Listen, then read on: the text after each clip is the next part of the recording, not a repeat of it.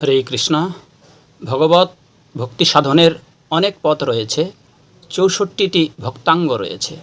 তার মধ্যে ৫টি প্রধান: সাধুসঙ্গ, নাম সংকীর্তন, ভাগবত শ্রবণ, মথুরাবাস শ্রীমূর্তি শ্রদ্ধায় সেবন। সকল সাধন শ্রেষ্ঠ এই পঞ্চ অঙ্গ, কৃষ্ণপ্রেম জন্মায় এই পাঁচের অল্প সঙ্গ। অর্থাৎ ভক্তদের সঙ্গ করা, ভগবানের দিব্য নাম কীর্তন করা, শ্রীমদ্ ভাগবত শ্রবণ করা, মথুরায় বাস করা এবং শ্রদ্ধা সহকারে ভগবানের বিগ্রহের সেবা করা, এই ৫টি অঙ্গ সবকটি সাধনাঙ্গের মধ্যে শ্রেষ্ঠ। এই পাঁচের অল্প সংখ্যক প্রভাবেই কৃষ্ণ প্রেমের উদয় হয়। অন্যত্র বলা হচ্ছে সৎসঙ্গ, কৃষ্ণ সেবা, ভাগবত নাম, ব্রজে বাস, এই পঞ্চ সাধন প্রধান।